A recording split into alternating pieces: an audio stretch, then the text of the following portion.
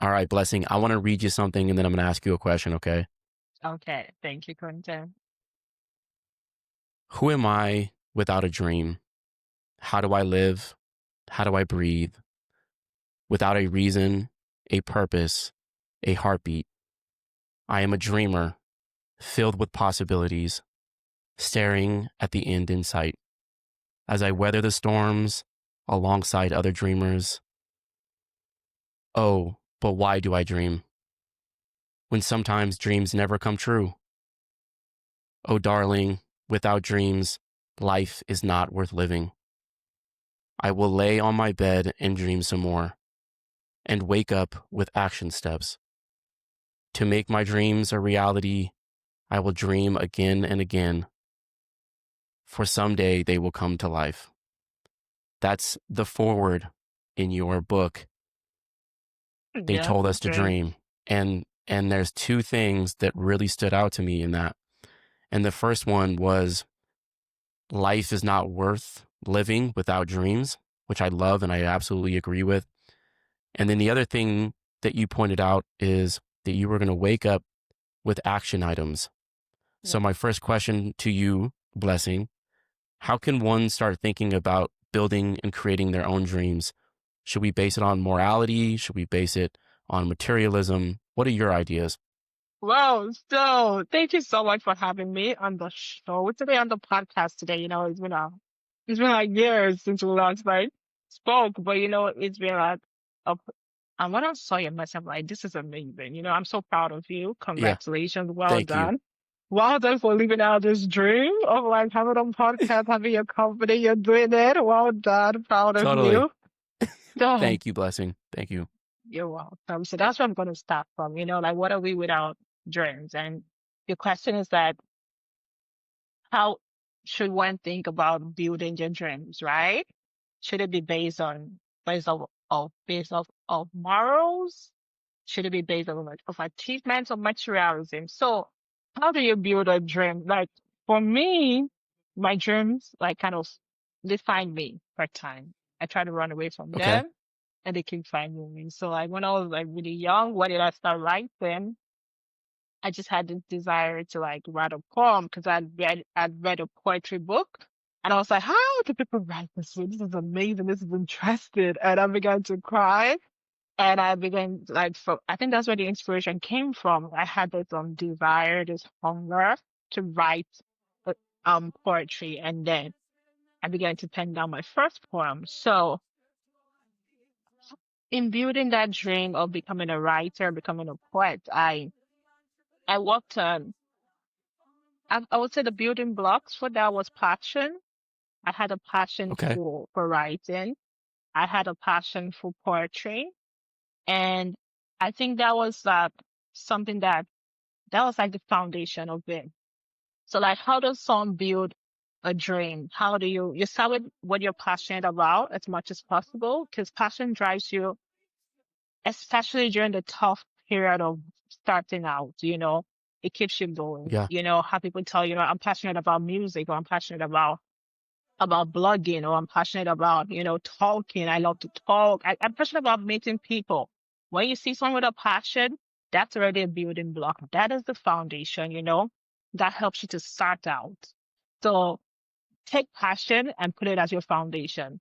And then when you start out, because it gets really difficult to continue, like that's what people don't tell you about. So you have a dream, you're passionate, I'm very happy for you. But you find Yeah. the same person like 2 years later, but oh, what happened? How has your music career? Just like, you know what, I'm done. That was a lot of work. Say I'm done. Yes. Or like you people tell me like, oh, I love to write, but I can't remember after I wrote. I'm just like, what happened? Because passion is not enough. That's Yeah. why you realize I like agree. passion is great, but that's a foundation. You need to keep building. The second building block you need to have, if you need to have, you need to be consistent. You need to act Yes. consistently. Starting out is good, but continuing is better. You need to like Yeah. wake up every day, tell yourself that, you know what? I don't feel like writing, but I'm going to get to it. This was also a part of a quote that really struck me as a writer. It's like, Yeah. someone was like, oh, you know what? I love to write. I write all the time. study at 9 a.m. every day. So that was intentional. Yes. That was consistent. Like, I'm going to write at 9 a.m. every day. You know, I'm not just going to dream of writing. I'm going to sign up to get to work. So the second building block, like after you're done with the foundational passion, you need to stay consistent. You need to act again and again, even, through the high times, through the low times, you need to keep going. So like, I'm gonna leave those two building blocks for now because I know we're gonna build on Sure. the question as we go along. But Yeah. passion and consistency. So you have your dreams, you're passionate about them, you keep going. That's the way to build a Yeah. dream. Yeah. Yeah. Yeah. I love that. I think you're hitting on it the way that I'm looking at it too. Like when we talk about passion, I think the one of the most important aspects of passion that we tend to leave out when we're talking about our dreams is Yeah. authenticity, right? And I think Exactly. a lot of people will curate dreams based on what they want other people to perceive of them. And that doesn't necessarily reflect who they are as individuals. And I think to your point Yeah. earlier, if you're not authentic, if you're not passionate about your dream, you'll never end up being consistent, right? You have to Yeah. have that first building block to be passionate about something in order to be consistent over time, in order to wake up every day and chase that dream, right? Because Yeah. I can attest, like, I am really excited about this journey that I'm on, but Yeah. blessing, this is one of the hardest things I've ever done. And Yeah. I think when I messaged you yesterday, I think I told you I was putting out a fire, right? And that's all It's I do is put so out fires, you wow. know? But the thing is I wake up every day with that same vigor and Yeah. excitement for chasing this passion and chasing this dream. So I love that. I think Yeah. that's really, really good. And just to add to it, I would just say, like, if you can sprinkle in an element of authenticity, Yeah.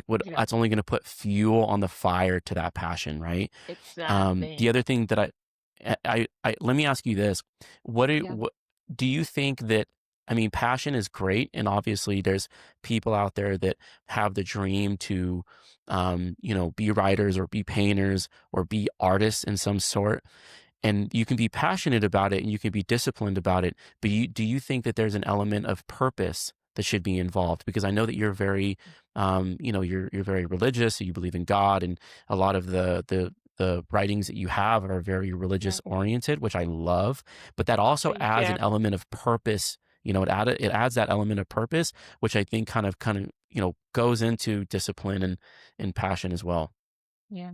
Thank you so much, Quentin. You actually Of course, started out with the response to that because when you talk about authenticity, that we don't talk about that enough, right, because people tend to leave out dreams of others. And I'll explain. It's like a young child.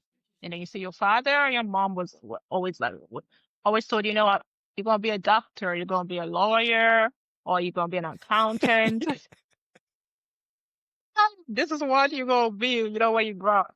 Into that child that has this passion to be an artist or a painter, or, let's even talk about the child wants to be like a lawyer, not a doctor. Let's keep it like within the professional, yeah, band. So it's up to child because the child is just like, I don't like medical stuff. I want to be a lawyer. I rather write. I rather right, speak. I rather read volumes. And then the child is struggling through, medical school, and yeah, things of that nature. Not that medical school is bad, but the child doesn't have the passion for it. Now that's living out someone else's dream. And then right, you realize that there's the frustration that comes with it. There's the talk might go through a lot of periods where they try to give up, but the whole push from the parents might keep the child going. But some children come to the point where it's like, you know what, this is your dream, not mine. I'm going to face my own right, dream. I'm going to go to law school, or maybe you know what, and right. then like leave medical school alone. There are a lot of complications that go along the way. But the child finishes medical Yeah, school and then goes back to law school, does double. But that's the part of like, let's even bring it down to the creative space. Like, if you're not authentic about your dreams, you don't know how to go about it. You tend to give up more easily. Now, when you talk about purpose coming into it, the thing about purpose is that it's what you're created to do. It's like who you are.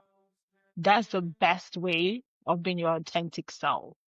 That's you being in your Yeah. own niche. That's you being in your own. That's living in your own skin. You know. So Yeah. I found my purpose at a really young age. I thank God for that.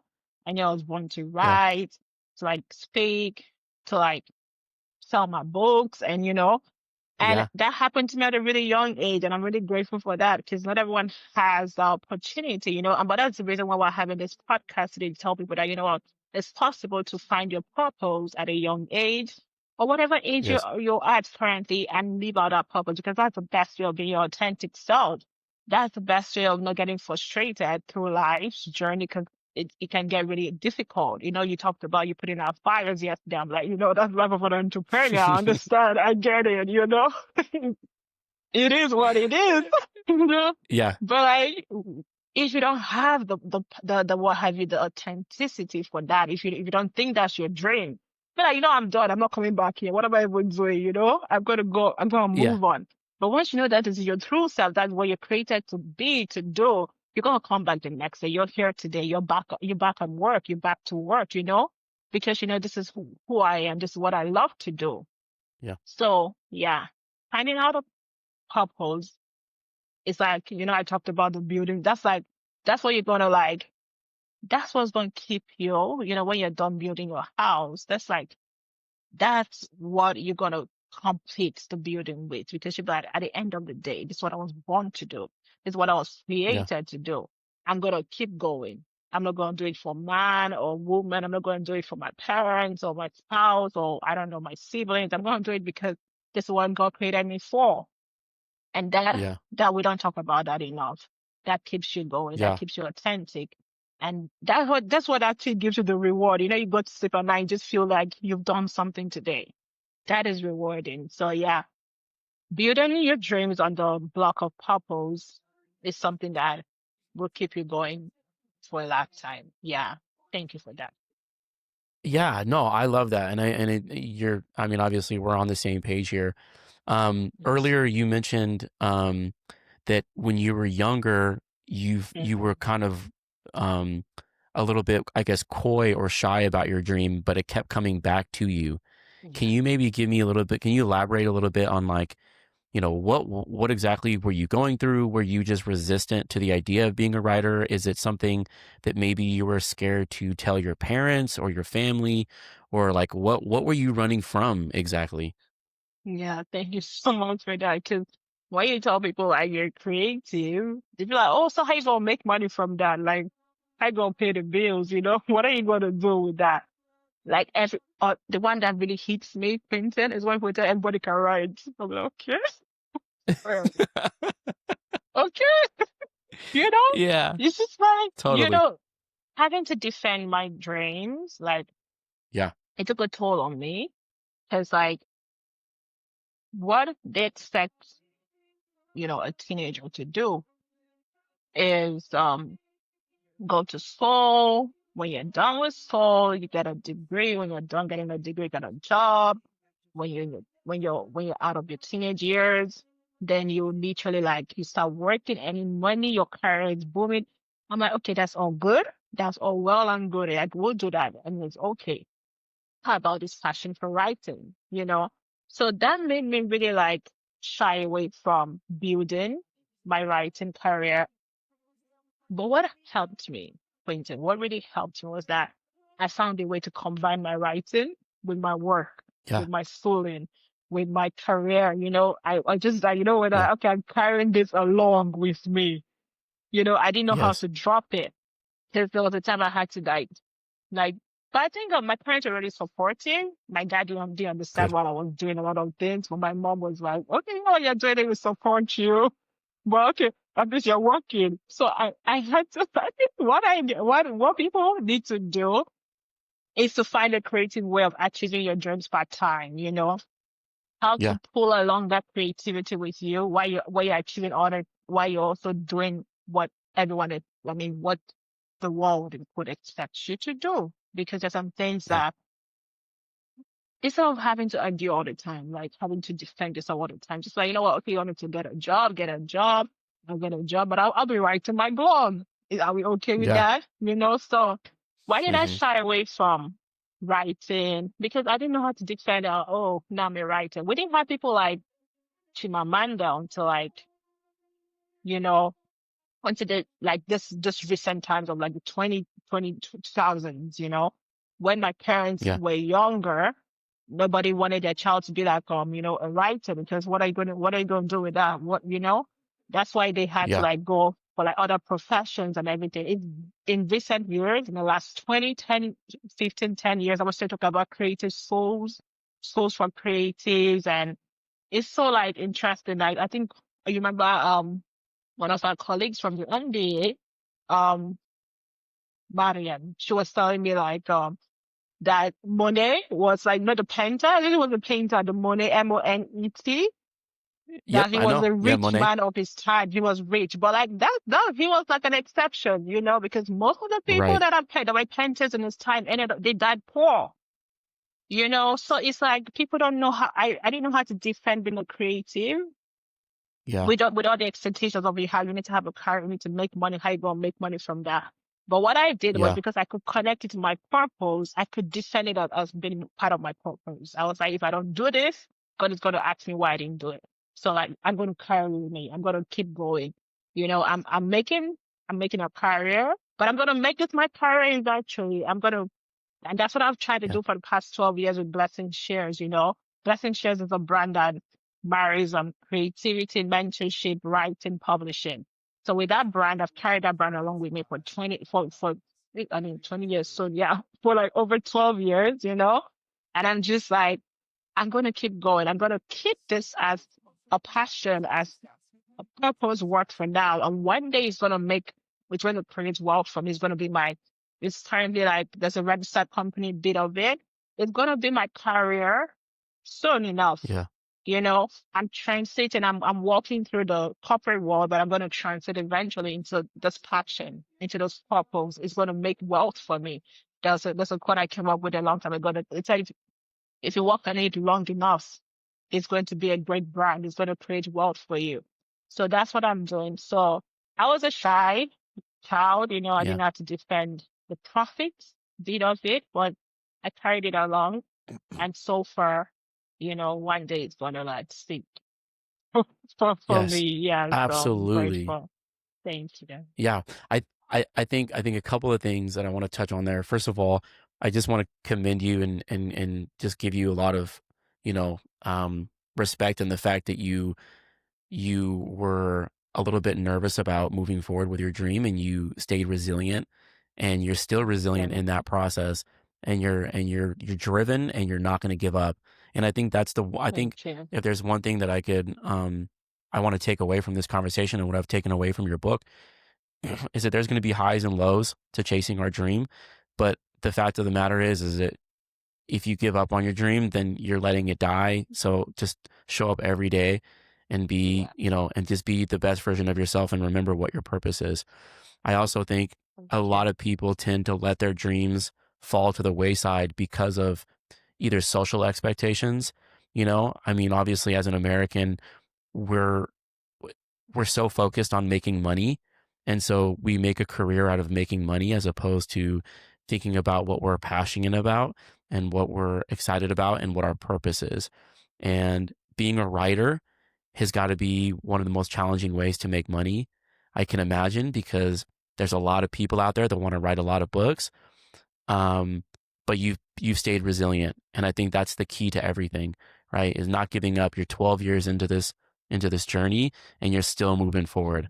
So I love that. I really, Yeah, I everything you just said, that it hits me so hard, because in order for me to chase the dream that I'm on right now, I had to give up a certain lifestyle, but mm, I feel like I'm doing this for a reason, and I have a purpose behind it. So that was amazing. I really appreciate you saying that. I want to move on to the next question because awesome. we could Yeah, go all day on this. I know. In your book, yeah, I know. In your book, you talk about a moment. And I have a quote here, and it is, "I come to understand that every dreamer will one day be Mhm. put on a pedestal.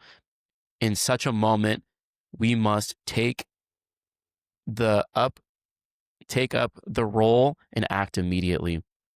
And I love this quote. My question for you is, how can we identify those moments? Because Mm. sometimes in those moments we get really scared and we tend to deflect and we tend to want to run away from those moments. Mhm. How do you look at it? Do you get strength from God? Do you just have something that intuitively tells you that you need to act on it? Are you somebody that has had to learn this skill to want to act in those moments? Or kind of what's your reflection on that? Thank you so much for your question, Quentin. Because yes, it's like a moment where opportunity meets with preparation. So to start, I Right. actually get strength from God for those moments because like I'm just like I need grace for this. Because when I wrote that chapter, it was like I was in my first year from university. I think that's college in the US. Yes. And then they told me to come lead the opening prayers, and I'm just like, no, I can't do Right. that. I'm a freshman. I can't do that. I just got here. I can't do that. So like, what happened was that I realized that it came from a desire that I had to lead, and this was an opportunity, to be on this pedestal, to be on stage, to lead prayers. And what I did was like, that was my first video. I did like all that preparation, like looking through Bible verses, looking through like quotes, looking through. I watched the movie like to just encourage myself, and I just kept on praying through. But what? It's so funny because she used like the whole night to prepare for 2 minutes. Yeah. But what happened was that it worked out. It actually worked out. God helped me. I was prepared, and then I was Yeah. able to lead the opening prayer. People were clapping. I'm like, why are they clapping? I'm just like, yeah, for me, it was good. I didn't faint. I didn't faint on stage, which that was the best part. But like, how do you identify these opportunities? The thing about when your preparation meets your opportunities is that you will kind Yeah. of feel it coming. You will feel it coming. There's always a season where an artist or creative knows that, I'm about to have a good break, a clean break. I'm about to have like the next thing coming. You'll feel it coming. In that period, what I advise people to do is to start preparing. Start preparing as if it's going to happen tomorrow. Because you're going to sense that something is about to move, something's about to shift. So start working towards it, start having like go longer hours into the night. There's a quote that inspired me for a very long time. It said, the heights reached and kept by great men was not attained by sudden flight. But they, while their companions slept, they kept toiling upward. They kept working into the night. So like, even though you have to like do longer hours as an entrepreneur, I could ask you how many hours you work. It might not be 8 hours. It might be literally more than 8 hours a day. You know, Even when you have to do all of that, I wrote my first book. I was writing at night because when I had to publish, I was going through weekend shadows and I was working and publishing. So like my Saturdays were gone. Now, when your preparation is about to meet your opportunity, you will know. You realize that you have this urge to work longer hours. Go for it. Do not give up. Do not get discouraged because when the opportunity comes, you realize that you're ready. And there's no better feeling Yeah. than being ready for an opportunity when it comes because this is what you've always wanted. This is where you've always wanted to be. I always wanted to be on to like lead, and the opportunity came. And because I read like books, I literally was in the library Yeah. reading books, and I don't know why I was reading books, but I was just reading books because I was sensing that I was going to come, I was just reading quotes, I was writing down new words and all of that. I was just like reading scriptures, writing down my best verses. I didn't know why I was doing that, but I was sensing something was about to happen. So when that comes, how do you identify it? You know that you realize that, you know what, I'm preparing for something. I don't know what it is. That's Yeah. that's the way that's one way of identifying it. You just realize that I'm getting tired up and I don't know why. That's one way of identifying that something's about to come. And then when it happens, go for it. It's not easy. I was reading on Yeah. LinkedIn the other day that someone was talking about how she was always very shy. She passed off, like she just literally said no to a leadership position because she was like, how can this be me? How can I do it? When the time comes, there's this urge to say no and do it. And it's okay. Yeah. It's okay to say, I cannot do it, but let me get back to you. Let me see what I can do. If you have cold feet, that's okay. If you're having like if you're jittery, if you're stammering, that's okay. Just like give me like let me sleep on it. I'll be back. Let me come back tomorrow. Yeah. If the window is to open, but if you have to go on the spot, just say, oh yes, I can do it. The way you're done Yeah. say I can do it, go figure out how you get it done. But if the window is open to say, what, get back to us, okay, just let me sleep on it. But no matter what you do, take it. As long as it's not against your morals, your values, as long as this is what you've been praying for, this is what you've been waiting for, go for it. Now, how would you do it? God's going to help you. Your preparation is going to help you. Some people believe that you just pray and don't work. I don't do that.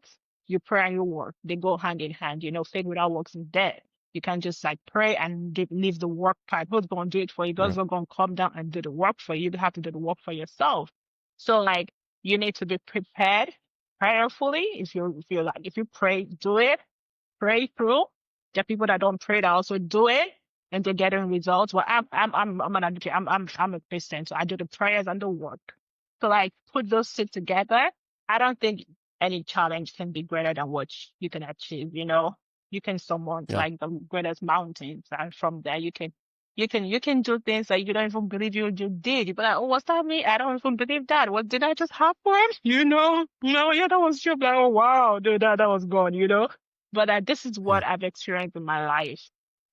Preparation, meeting opportunities, and you just know when the opportunity is coming. You just realize that something is about to shift, and it does shift. It does shift, and yeah, that's. I hope that answers the question.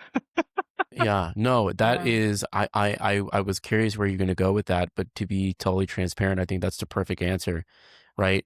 Preparation is so important. I think that what's the saying? Like luck is when preparation meets opportunity, it's right? So you're opportunity. basically Yeah, creating your own luck, and I yeah, love that. I think that's so fantastic.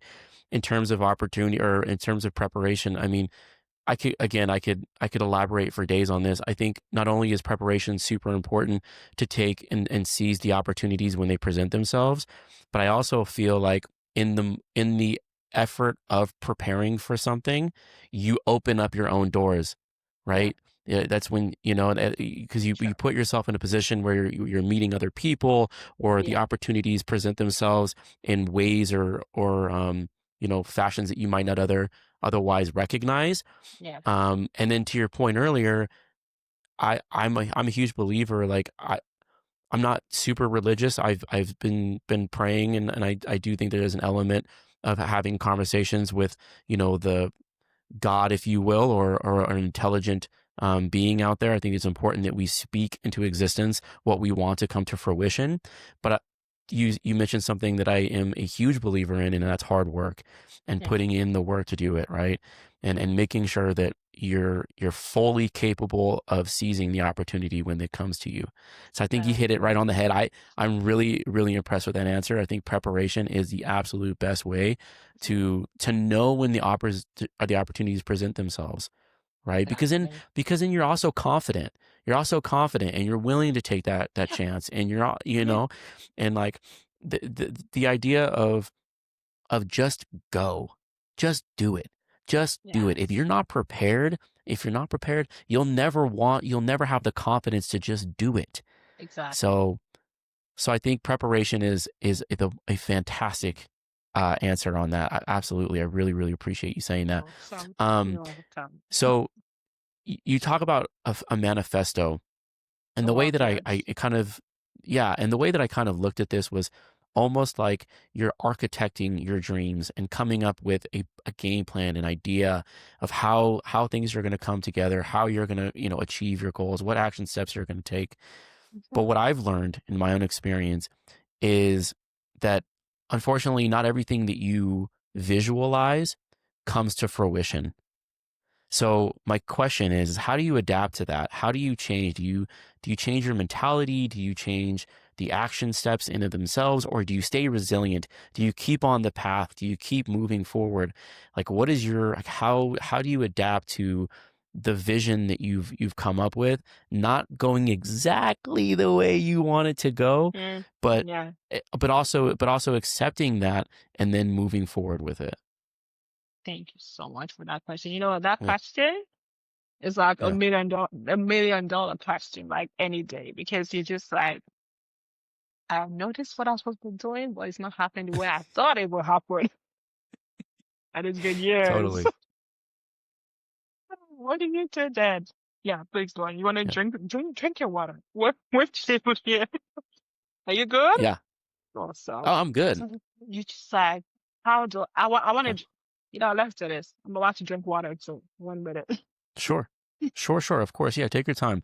No, and while you're Thank doing you. that, I think when we architect our dreams and when we Yeah, start to come up with these manifestos, I think what's important is that we plan for things not going perfectly, and that exactly. it's almost, if you go into it with the expectation that it has to go A from certain A to way. B to C to D, then Mm-hmm. you're almost setting yourself up for failure, and you kind of Yeah. have to go into it with like, look, I'm at the starting line and my Mm-hmm. goal is on the other side of the valley.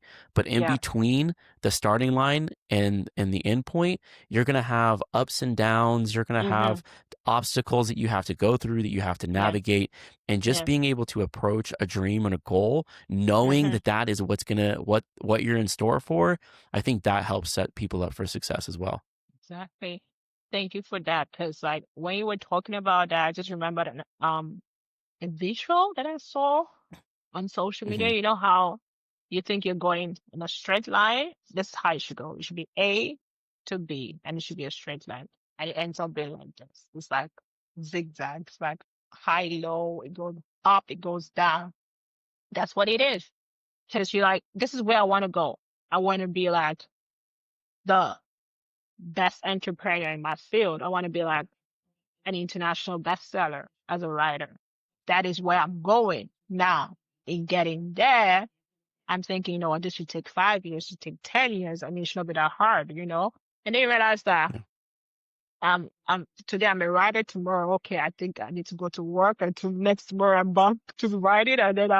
And you realize that what you need to do is to find creative ways of achieving your dreams for time. And I'm just gonna be real with you, Quentin. My only dream was not just to write. My dream is to be a media personality. Like to be a media personality, like have my talk show, have my media house, that's like writing is a part of the dream. Yeah. So by now, I thought to myself, like, by now I should be on TV, I should have like my media house going on, but that hasn't happened yet. And what I realized was that what could be a way of achieving my dreams for time? Because if you read the book, which I'm grateful that you have, and I thank you for this interview, because when I talked about achieving a dream, I'm like, you have to realize that a dream is achieved part time, emphasis on part time. This is what you want to do. Now, while you're getting to point B, which is the end point in this case, you might have to do other things to achieve that dream part time. Right. Now, my TV, my being on TV, my dream of being on TV, I've achieved that dream part time. First time was when I was back in college in university back in Nigeria. I launched my talk show, and it wasn't on TV, but we had a hall going on. It was a Blessing Okoro show. We had a hall going on. We invited a guest speaker, a key. We gave like everything was on point. We had pictures and videos. That wasn't on TV, but that was a show. That was the launch of the show. And then I was Yeah. like, no, what can we do next? We had at a point we had hangouts. We had like regular hangouts where we invited like a group of people. We had a various theme for each month. That happened like in 2014. Now, okay, where do we go from here? Then I was like, let me start blogging, and this was what in tune with my passion for writing. So I started writing, and I still having interviews on the blog. So I interviewed some people. I posted the interviews, and I said, what am I going to do on the show? I'm going to be interviewing people. I'm going to have like personalities that just come up and talk about their dreams of like being like $1 million entrepreneurs and all of that. I wanted to have that, you know? So what I've done so far is achieve the dream part time because I know there'll be a time for it to be on TV. And it's what we even talked about. Um, Preparation, you know, you realize that when you finally get to point B, you're prepared for that point. You're prepared for that. You're ready for that. You realize like I've been doing this all along. This is just a different platform at this stage, but it's the same dream. So when we talk about, oh, you know what, I don't think my dream is happening the way I envisioned it to happen. Okay, so what are you Hmm. doing to achieve your dreams for time? What creative ways are you achieving that dream? It's really simple. Like I talked about a young child that had a dream of like singing in the opera, and then the child stays in front of her mirror and she's singing to an audience of one. And one day the child is going to sing to an audience of five. And in the school play, they're like, oh, we're looking for a singer. Oh, yeah, I can sing soprano and all of that. And the child sings to an audience of maybe 1,000. And next thing she joins like maybe like a show going on in a city, and she's going to sing to an audience of 10,000. That child is going to keep singing to an audience and the number is just going to keep increasing, but she's still on the platform. She's on her way. She'll go and sing at the opera someday to an audience of millions of people. So now, find creative ways of achieving your dreams per time. You might not be on TV yet. I might not be on TV yet, but I'm on a Yeah. podcast today. I'm talking. I'm still going to talk on when I'm on TV, you know? You might not have like your company where you want it today, but you've started out. You're already putting out fires. You're still going to put out fires when you have your company where you want it to be. So what we should do as dreamers is we should find creative ways of achieving our dreams per time. And I cannot emphasize this enough. You Yeah. don't give up on a dream because you're not at point B yet. You say, you know what, I'm gonna keep putting it in small pockets until I get to that point. Yeah. Now the highs and the Yeah. lows, that's a constant. You know, you keep even when you're on point B, you're still like it's still like shifting, you know. But you know when you get there, you're there. But while you're not yet there, find creative ways of achieving the dreams for time. Keep going, Yeah. no matter how Yeah. No. far away it is. Yeah.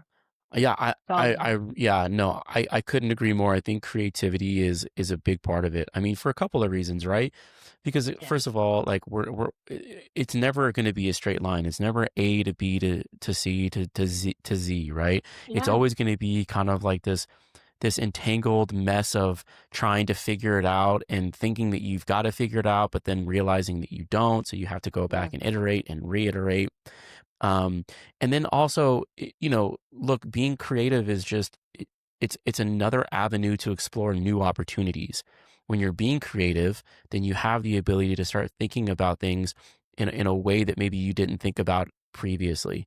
Yeah. I know that you're talking about how you want to have your own media, entertainment, empire. I'm going to call it empire because you're going to get there. I have Thank full you. faith in you. Appreciate that. But you put in the work every day and you show up and you're prepared to take, to seize opportunities. And now you're on a podcast. And I watched your Thank you. YouTube video. I think that you were on like 4 weeks ago where you were talking about, Yeah. publishing and you were going through the whole process of what that goes in.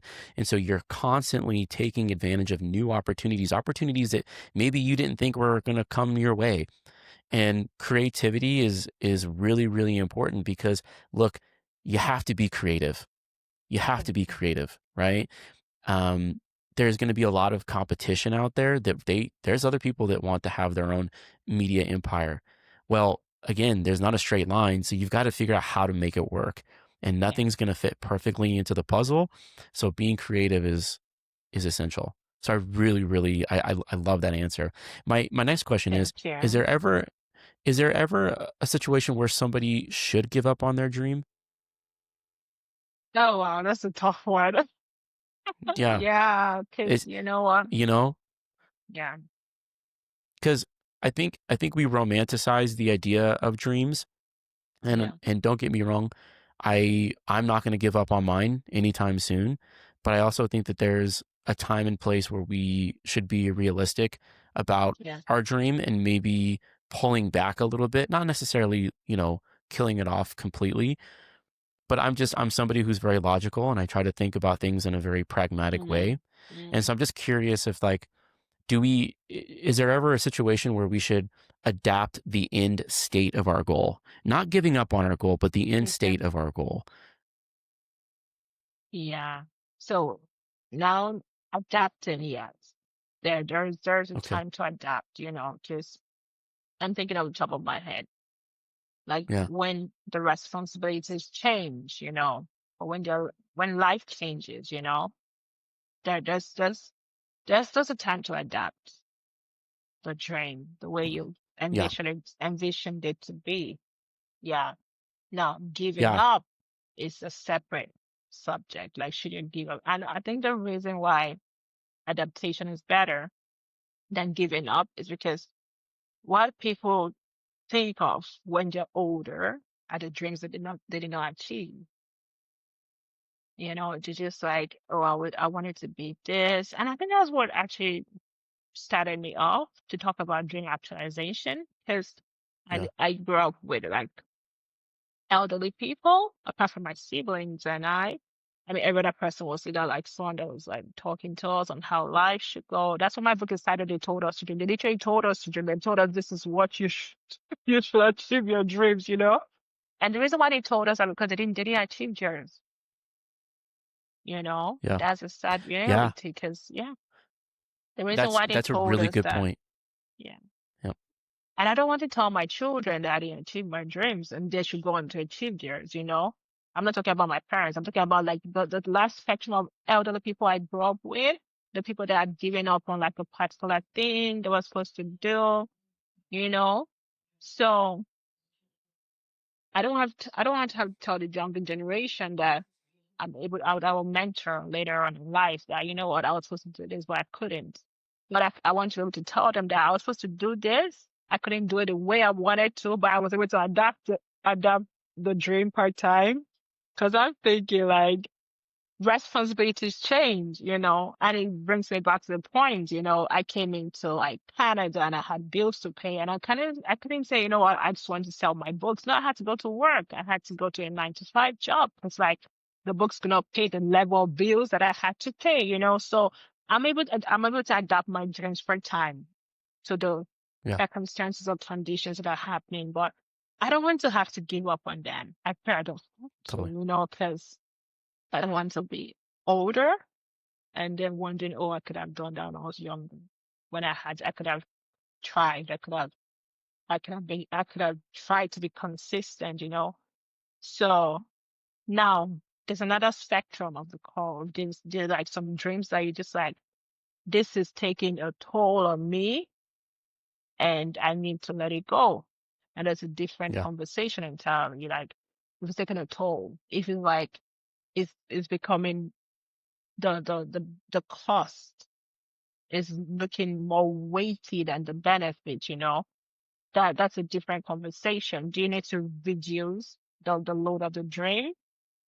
Because it's that possibility. You can say, what, so I think my dream is to travel to various nations, like 50 nations, to do this particular thing, but don't want to reduce it to five, because the Right. weight of the dream is bigger than I can accommodate at this stage. That's why I keep referring to part-time. At this time, I can only do five, then do five. I mean, Yeah. there may be a time to do 15, then do 15. So part time, do what you can to achieve that dream. Yeah. Adapt to what is going on. And this is not being lazy. This is when you've done all you can. After you've done everything you can do, I can only reach 5 countries. Then reach 5 countries. After you've done everything you can do, I can only take on 5 clients. Then take on 5 clients. After you've done Yeah. everything you can do, I can only sell 500 copies of the book. Then sell 500 copies. I can hit 1 million at this stage. Then sell five. There'll be a time that after you've hit 500, there'll be a season will shift where you can sell one Yeah. million copies. A season will shift where you can take on 50 clients. A season will shift where you can finally go to 50 nations. So if it's getting weighty, if you cannot sleep at night, if your blood pressure is high, if it's affecting your health, reduce the load of Yeah. the drink part No, I time. love that. I love that. I mean, that's you're such a glass half full person. And so I really appreciate that response because, again, I think it does come down to being adaptable. Yeah. Um, Obviously, when you're first starting off and you're building your dream and you're coming up with the manifesto and you're Yes. architecting it to a certain degree, you also have to be realistic and Yeah. understand what you can actually take on and what resources and opportunities you have at your disposal right then and there. I'm not one to shy away from big dreams. I think people who shoot for the moon are the people who succeed the most, and that's Yeah. always been my belief. But I do think that, you know, being able to be realistic, not even at the beginning, but at in the middle of your journey is also important, and then Yeah. adapting to it. I can't say that word for whatever reason, but to be adaptable in the moment, I think is really, really important. So I appreciate that. Um, Thank well, good. you. I have some questions for you. I want to move on Okay. to our second part here because I'm really curious. Awesome. I in this journey, I'm really trying to take on more of an intellectual perspective on the subjects that I learn. And one way that I'm doing this is I'm trying to write like these mini essays. So I'll write like an essay about, like a couple weeks ago, we were talking about the difference between um, contentment and complacency and what that means. Mm-hmm. And so I wrote like a little essay. I haven't released it or anything, but I want to start putting it up on LinkedIn and some other areas on social media. But for me, Amazing. I think sitting down and writing really allows me to put things into perspective and to learn better. Okay. But That's good. I'm not being very creative, right? I'm not writing stories per se. I'm just kind of writing down my thoughts. And I kind of want to know how do you write? Do you have a particular way of sitting down and coming up with these ideas? Do they just come to you? Do you have to force it? Do you have to sit and write and then leave for a little bit and come back? Like, what's your writing Mm, process look like? thank you for that question. Because, like, as a writer, my writing process is really like from experiences. I write from experiences. So if you read a lot of chapters in my book, I'm talking about something that happened. And I'm a storyteller. I tell stories and I just write them, you know. I tell you, oh, what happened, when I was 11, how I tried to write my first poem. And I bring it into, inspiration. And I mirrored with a lesson of how inspiration is important to achieve dreams, to live out dreams. And then I have the gift of poetry. I write poems. And poetry for me is not something that comes from experiences, but I might be going through something that might trigger a poem. I kind of have to be overwhelmed, either very happy or very sad, or just like to write a poem. So those ones come like when they come, you know. Yeah. But what I want to do actually, Quentin, is to go into like a school to learn fiction writing because I currently do nonfiction. I want to go learn fiction writing because I want to write fiction books also. I want to write children and books for children also. So I love that you brought up that question. That what is your writing process? My writing process has been so far from experiences, but it's like I've gotten to a point where those things are like, you know, they look normal to me now. So because I want to go to another stage where I'm trying out something new. So I want to try fiction writing, and to write fiction, I'm gonna go study on how to write fiction, do fictional writing, and all of that. So like my writing process is something that it literally came to me at a very young age, and I tried as much as possible to keep honing the skill of writing. I made a lot of mistakes. Like just on blog posts I read, I'm just like, okay, okay. Yeah, but what happened was that I got feedback and I took that positively, and because I was not scared, I wasn't afraid to put up my work, right? Because most writers and the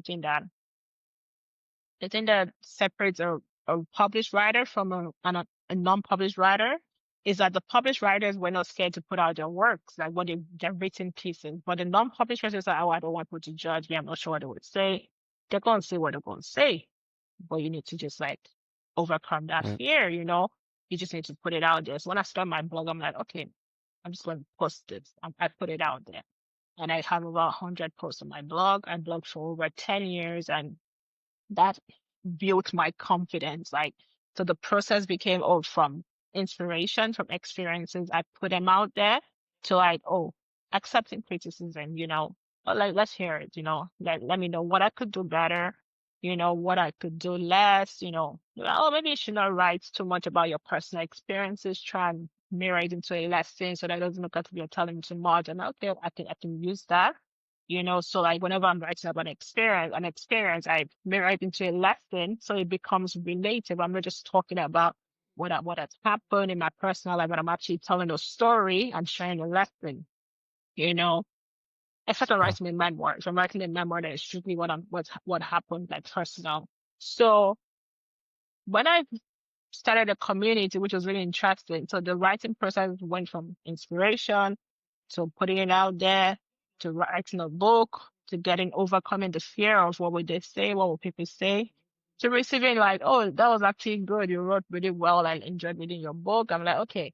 So when I got to a point where I'm like, look, I think I'm there now. I think I should stop writing. So I got to a point where I stopped writing, which was really Mm, funny because I just told myself, you know what, I have one book. The book was like really good, the first book. And I was like, what am I doing next? So there's also we don't talk about it enough. There's the backside of the blessing, when you get blessed, yeah. you don't realize that, you know what, I think I'm done. So I got to a point where I thought I was done. And I remember talking about this during one of a session I had in 2020.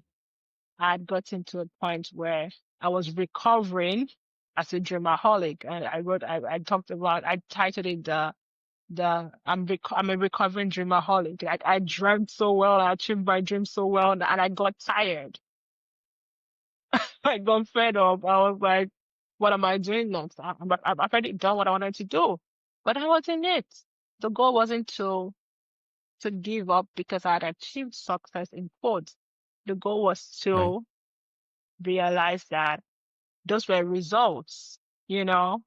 Right. Writing the book was a result, having good comments on the book was a result.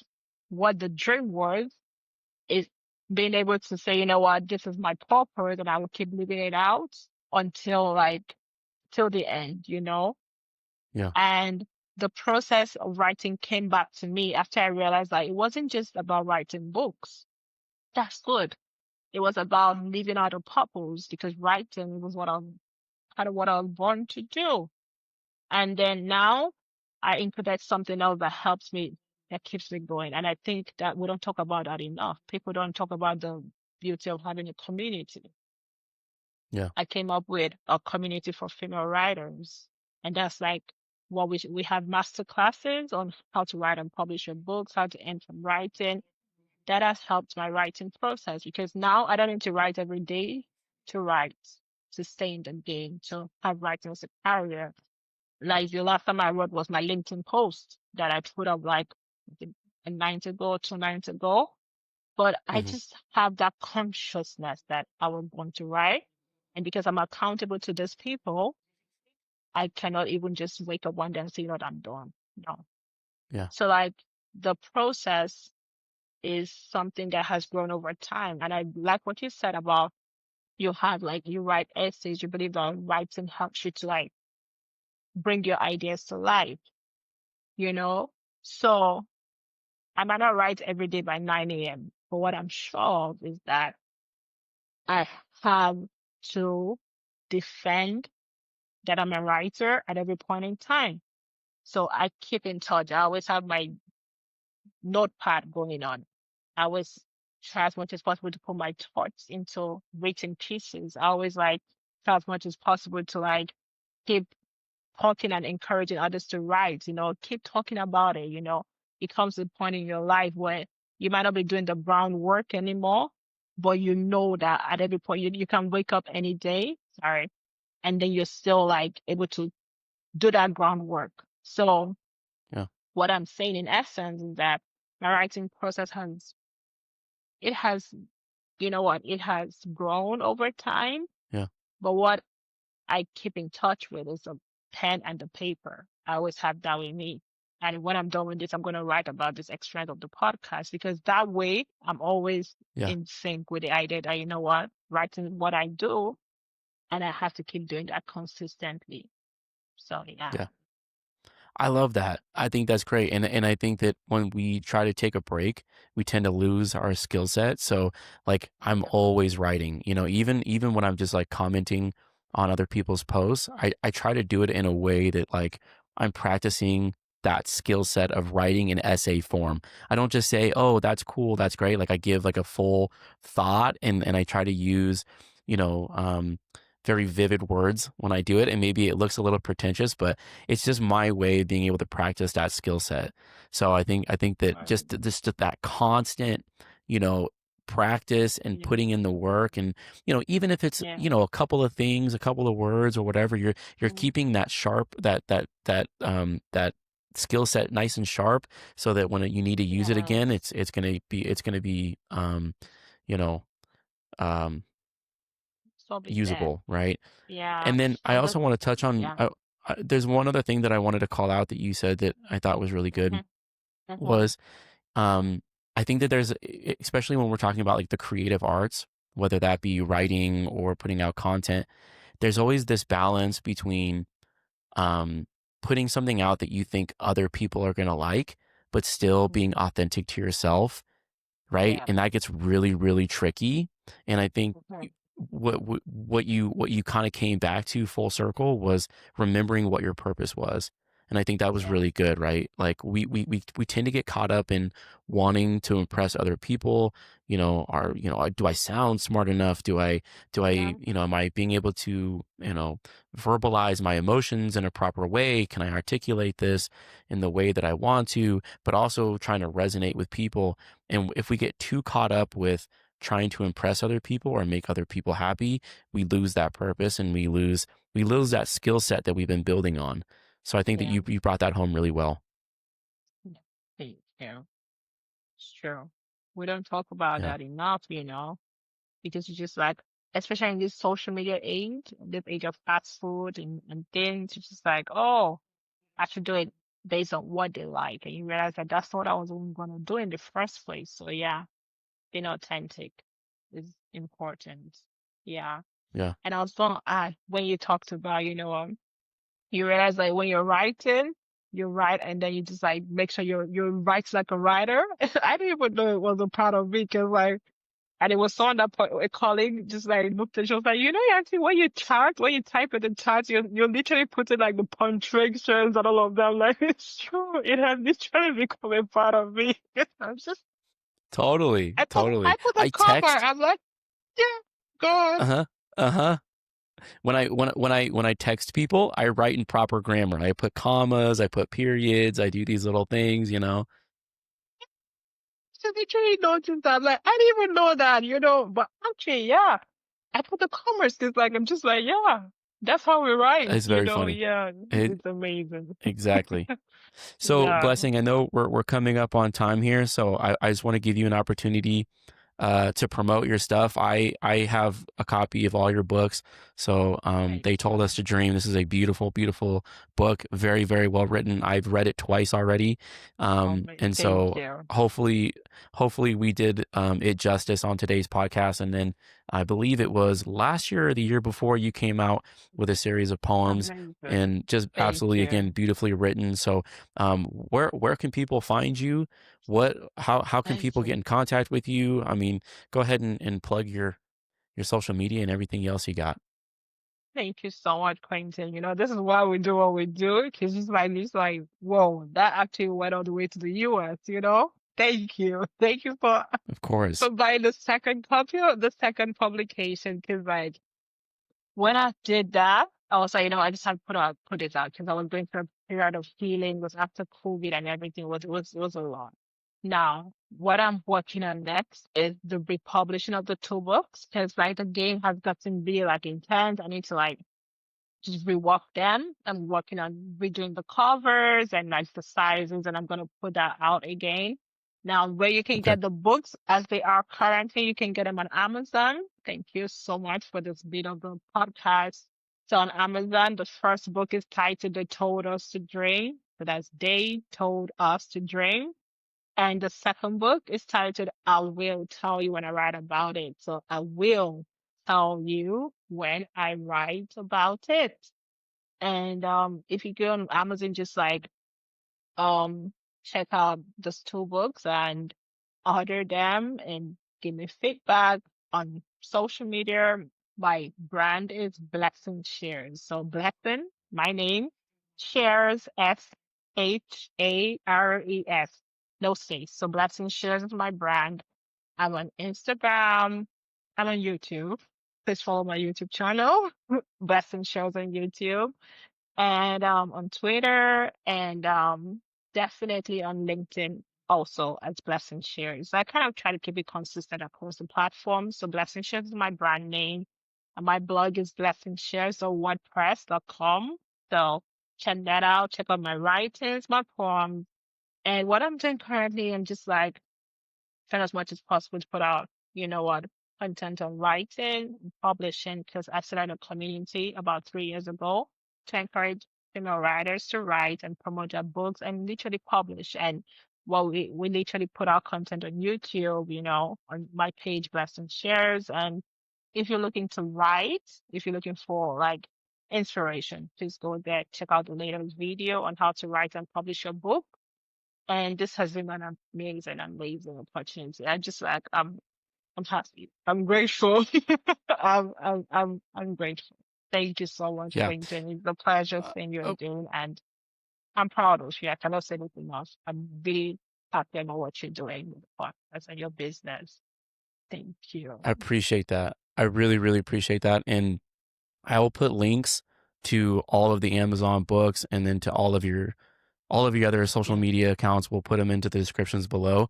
Um, Thank you. Blessing, when I started this podcast, you were one of the first people I wanted to reach out to have a guest because I've always been super impressed with you. You are just an Thank incredibly you. authentic and genuine individual, and I'm so proud of you. You Yeah. inspire me to be the best entrepreneur that I can be, and so I hope that we can have another conversation. So let's stay in Yes. contact. Let me know when you have your next release, and we'll run this back. Okay?